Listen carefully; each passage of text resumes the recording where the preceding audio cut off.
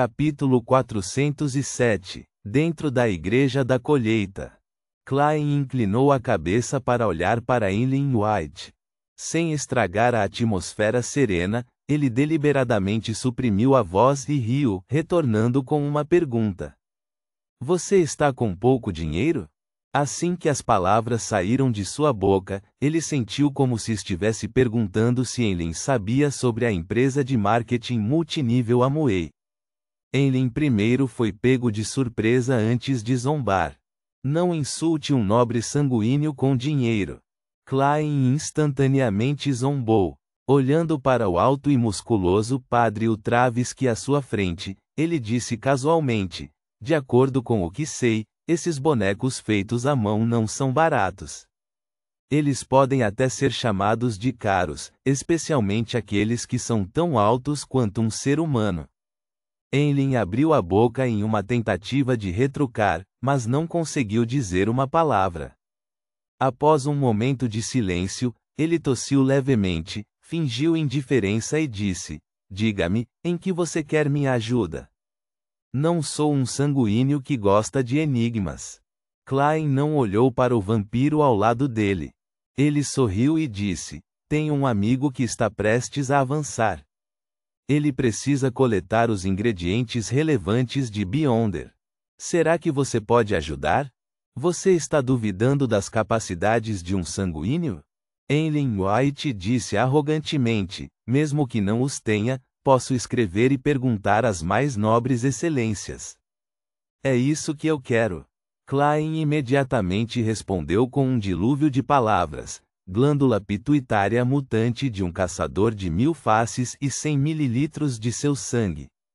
Característica de uma sombra de pele humana e 5 fios de um naga do fundo do mar. Contanto que eu consiga qualquer um desses, pagarei o preço correspondente. Quanto mais barato o preço, mais você será recompensado. Ele propositadamente aumentou o número de ingredientes suplementares para evitar perdas. Ao ouvir essa descrição sem gaguejar, Ellen White de repente sentiu como se tivesse caído numa armadilha. Ele acalmou suas emoções e disse, o custo dos ingredientes é de pelo menos 100 libras, enquanto os ingredientes suplementares são de pelo menos 10 libras. Embora não tenha certeza do nível das coisas que você deseja, acredito que definitivamente não sejam baratas ou comuns. Caso contrário, você não teria vindo me pedir ajuda. Muito esperto. Klein riu. Fechado. Neste momento, Ellen White teve uma profunda suspeita de que ele estava pedindo muito pouco. Portanto, ele acrescentou, Senhor detetive, você tem alguma pista sobre como remover as influências psicológicas? Vendo que o padre Utravsky estava concentrado em suas orações no altar à frente deles, Klein virou-se para olhar para o vampiro e disse, eu sei o método mais simples. O que? Os olhos vermelhos de Ellen White se iluminaram. Derrote o bispo Utravsky e pegue sua vela do terror mental, disse Klein com uma risada, depois de se encontrar com seus pais, você deve possuir a força necessária. 3 sanguíneos não são páreo para um único paladino do alvorecer? Os cantos da boca de Ellen se contraíram quando sua expressão desmoronou. Nós perderíamos. Não conseguimos vencê-lo. Meus pais quase foram capturados. Essa vela do terror mental é realmente estranha. Então você já tentou. Quase toda a família se converteu para se tornar crente na Mãe Terra. 3 sanguíneos não conseguiram nem derrotar o padre Utravsky. Com a ajuda da vela do terror mental e do transfusor de sangue, o padre Utravsky é tão assustador? Ou os vampiros são muito fracos? No entanto, todos os rumores apontam para vampiros bastante poderosos. Klein disse em pensamento, então você pode escrever uma carta e pedir a ajuda das nobres excelências.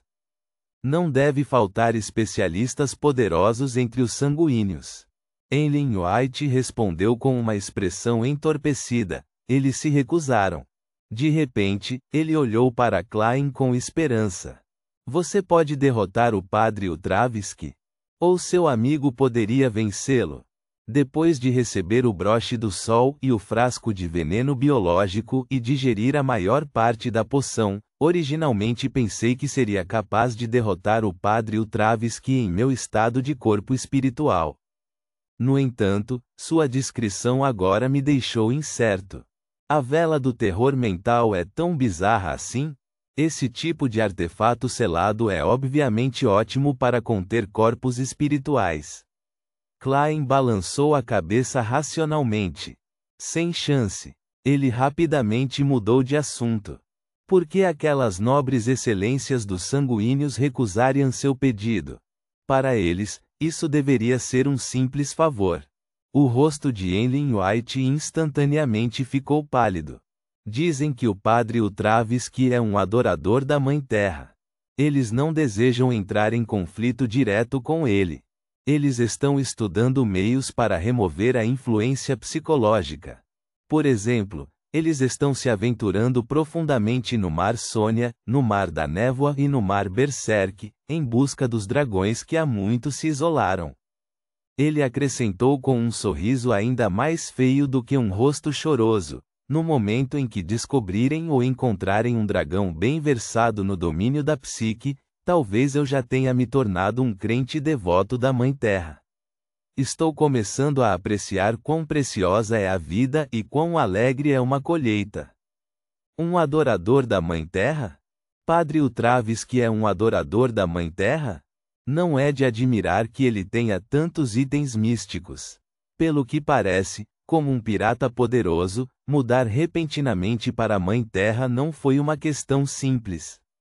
Klein suspirou e então sentiu uma sensação de medo persistente. Ele quase concordou com o pedido de Ellen White para tentar derrotar o Padre Ultravisky. Se eu perder, posso até ser trancado no porão e forçado ao confinamento. Se eu vencer, posso apenas ofender outra divindade. Não há como eu vencer. O adorador da Mãe Terra definitivamente tem um trunfo apropriado. Se não fosse pelo Padre Ultravisky suprimindo sua personalidade dividida, provavelmente eu não teria sido capaz de derrotá-lo. Klein sabiamente não insistiu no assunto. Ele mais uma vez olhou para o Padre Ultravisky e disse: você pode tentar encontrar uma organização chamada Alquimistas da Psicologia. Caso contrário, você terá que esperar que a senhorita Justiça do nosso clube de tarô se torne psiquiatra. A essa altura, você pode estar relutante em romper com a fé da Mãe Terra. Klein acrescentou silenciosamente. Para ele, era melhor que Ellen White também se juntasse aos alquimistas da psicologia. Assim, se a senhorita Justiça encontrasse algum problema na organização, ele poderia ajudá-la com outros recursos, e Klein nem sempre teria que convocar a si mesmo, que era uma trindade ao louco, um adorador e um crente. Alquimistas da psicologia? Eu nunca ouvi sobre. Ellen balançou a cabeça com desdém. Deve ser uma organização secreta que apareceu recentemente. Esta organização existe há pelo menos 100 ou 200 anos, Klein negou sua declaração. Para um sanguíneo com uma longa vida útil, 100 ou 200 anos significa que apareceu recentemente. Entre as nobres excelências, uma soneca pode durar até um século, disse Ellen White com orgulho. Sem esperar que Klein falasse, ele olhou para frente, pigarreou e disse: você sabe como entrar em contato com essa organização? Klein ia responder que havia um homem no asilo da cidade de Tingen chamado Dr. Daxter Guderian, que é membro dos alquimistas da psicologia, mas interrompeu essas palavras antes que saíssem de sua boca. Com o verdadeiro Criador mirando em mim, é melhor que eu não me envolva com pessoas ou assuntos em Tingen. Existe um certo risco de exposição, e uma vez expostos, com a loucura da Ordem Aurora, eles definitivamente não deixariam Benson e Melissa irem. Klein balançou a cabeça levemente e disse: só ouvi falar dessa organização. Você pode escrever e perguntar ao outro sanguíneo. Ellen White ficou desapontado e parou de falar sobre isso. Ele virou a cabeça para olhar para Klein e disse: "Acho que seu amigo que está prestes a avançar é você." Klein olhou para a frente sem se importar e respondeu calmamente: "Parabéns, você acertou." Ellen White ficou atordoado. Isso foi completamente diferente do que ele esperava. Percebendo sua mudança, Klein riu baixinho. "Senhor White, o trabalho mais adequado para você não é ser farmacêutico, mas ator." Ellen ficou surpreso a princípio, mas imediatamente ergueu a cabeça com arrogância e disse: "Sou um sanguíneo sábio e nobre. Não confio na minha aparência para ganhar a vida." "Você acha que estou te elogiando por ser bonito?" Klein lentamente se levantou e riu. "Não, quero dizer, você é muito talentoso na comédia." Enquanto a expressão de Ellen White congelou, ele abriu caminho para o corredor e disse: "Não se esqueça do que lhe confiei." Reticências. Porto Pritis, Rua Carvalho Branco. Force Wall pegou a locomotiva a vapor no início da manhã e chegou ao maior e mais importante porto do reino. Ela também reservou passagens para a viagem de volta de barco, que era relativamente barata. Sentindo o cheiro do mar, Force viu muitos dos estivadores que estavam com pressa. No meio de cada estação, o porto fervilhava de trabalhadores temporários com salários relativamente decentes, e muitas pessoas pobres que viviam no burgo leste de Bäcklund iam para o sudeste a pé e em grupos, percorrendo uma distância de mais de 60 quilômetros. As estradas são mais largas que as de Bäcklund e a qualidade do ar não é ruim, mas é relativamente mais sujo. Force olhou em volta e encontrou a Associação de Pescadores em um prédio antigo.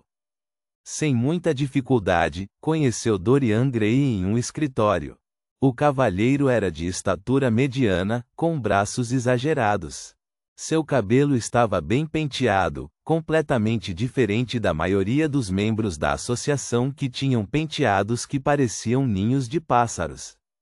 Ele também deveria ser um membro da família Abraham.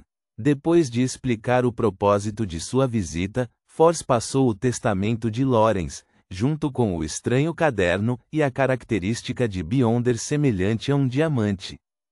Dorian recebeu os itens com uma expressão complicada antes de abrir o testamento primeiro. Depois de lê-lo cuidadosamente, ergueu a cabeça e olhou seriamente para Force com seus olhos azuis. "Sua bondade e honra são louváveis. Senhora Wall, sempre me lembrarei da ajuda que você forneceu a Aulisa e Lawrence. Você pode aceitar minha gratidão? Desejo convidá-la para almoçar." Sem problemas. Force ainda estava se perguntando como passar o tempo antes que seu navio zarpasse. Dorian imediatamente providenciou para que ela esperasse na sala ao lado, oferecendo chá preto, lanches, jornais e revistas. Voltando ao escritório, o senhor abriu um armário escondido com algumas dúvidas e tirou um item. Era uma bola de cristal puro brilhando com uma luz radiante. Ponto.